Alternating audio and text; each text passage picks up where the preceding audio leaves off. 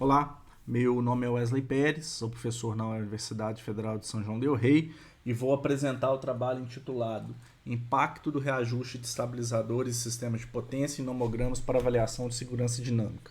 Esse trabalho feito sob a minha orientação pelo discente Vitor Carvalho e em parceria com o professor Rafael Poubel do Cefet Minas.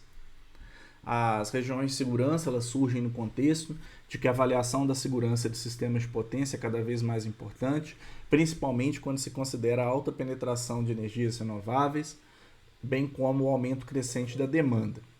As regiões de segurança elas podem ser estáticas, quando limites de segurança estáticos são considerados, tais como extensões nodais, corrente nos ramos, potências ativa e reativa geradas, tá?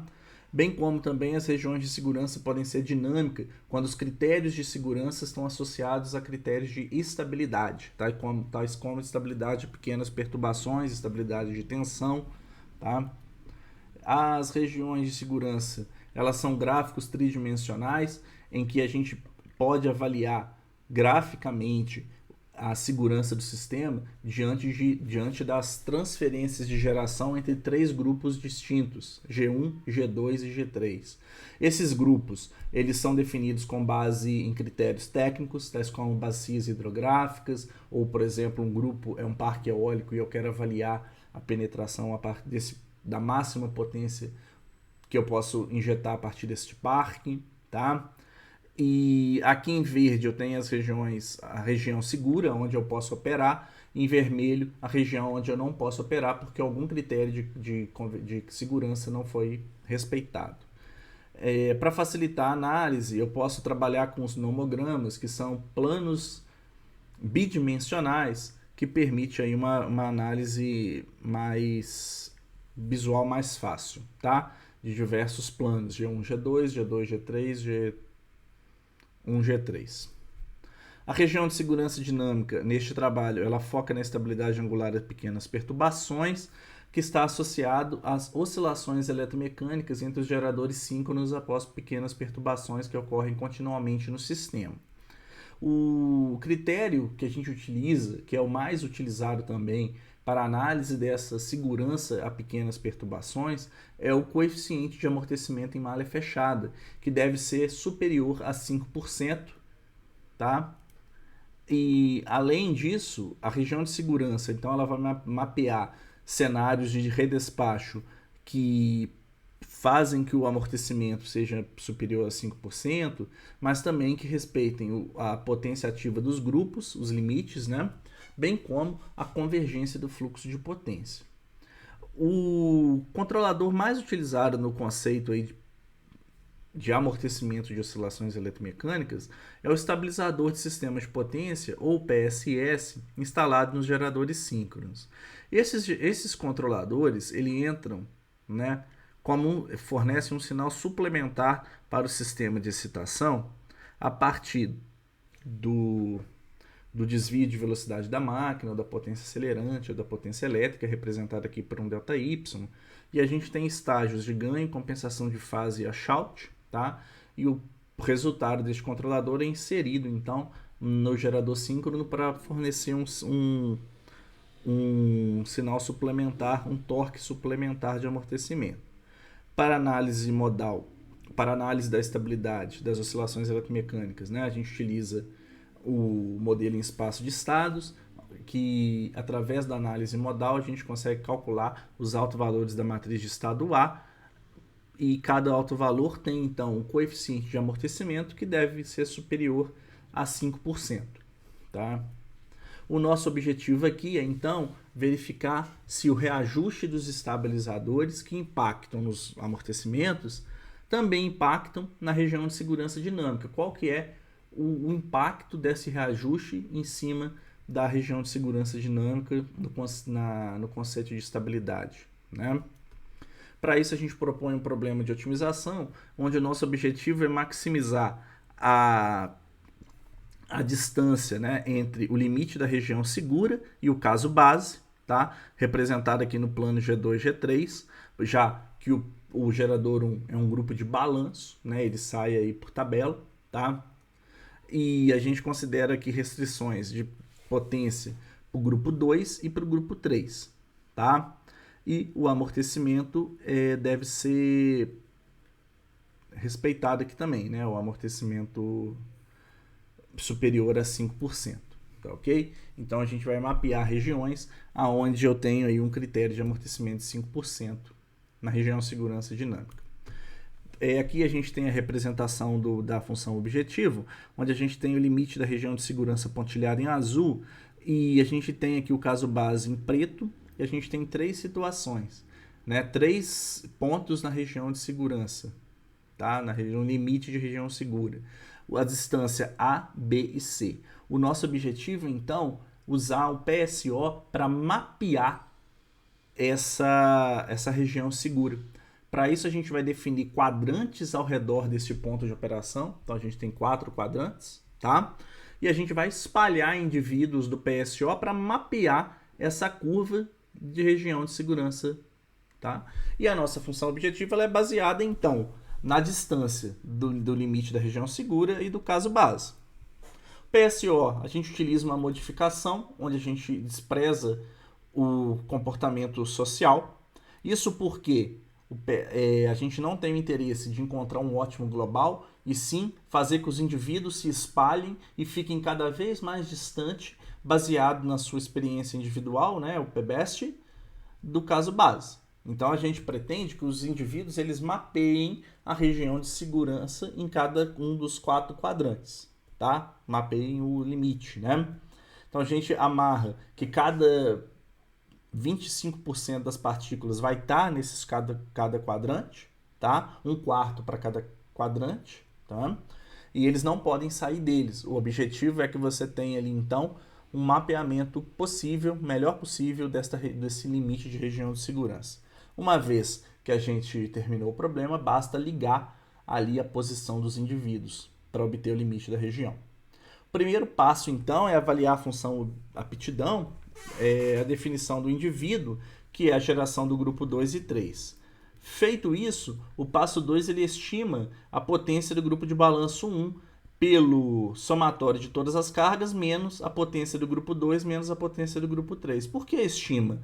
Porque nesse momento aqui eu não conheço as perdas, tá? Que é absorvida pelo grupo 1. Uma vez que eu fiz então o cálculo da potência dos grupos 1, 2, 3 e 1, eu vou fazer a divisão individual. Cada grupo pode ter 3 geradores, 10 geradores, e eu vou calcular a potência individual de cada uma dessas máquinas que compõem cada grupo. E eu faço isso por um fator de participação baseado no limite de capacidade. Cada gerador, né, os geradores com máxima capacidade, com maior capacidade, assumirá maior variação de perdas. Então, assumirão, tá? Uma vez que eu fiz a alocação dessa potência, o que eu faço agora é a execução do fluxo de potência, que vai permitir que eu calcule as perdas. E essas perdas vão ser alocadas no grupo 1, que é aquele grupo que tem, inclusive, a barra VTETA do sistema, que é a barra swing ou barra slack. Tá? Uma vez que o fluxo de potência convergiu, o que eu faço é o cálculo do amortecimento através da análise modal. Então, para cada uma das partículas, né, eu tenho ali um cálculo de amortecimento, uma solução de fluxo de potência e uma análise modal. O cálculo da função aptidão, ele é feito, então, pela distância do indivíduo ao caso base, né, conforme a gente já falou, e tem uma penalização, que é aplicada caso a potência do grupo 1 seja violada, tá? E caso esse indivíduo esteja fora do limite de região de segurança. Ou seja, ele tem um amortecimento menor que 5%, então eu penalizo. Tá? Aqui nesse trabalho a gente constrói então 2 regiões de segurança, uma considerando o ajuste do PSS original para o sistema em estudo e uma considerando os controladores reajustados. Tá? O objetivo então é comparar as 2 regiões de segurança. E o método aqui foi um método de otimização para maximização do amortecimento, mas o reajuste do estabilizador já é aí bem consagrado aí na literatura, tá? O sistema New England é utilizado para análise, onde os geradores marcados em azul compõem o grupo 1, os geradores marcados em vermelho, grupo 2, e em verde, grupo 3, tá? No ponto de operação base, tá?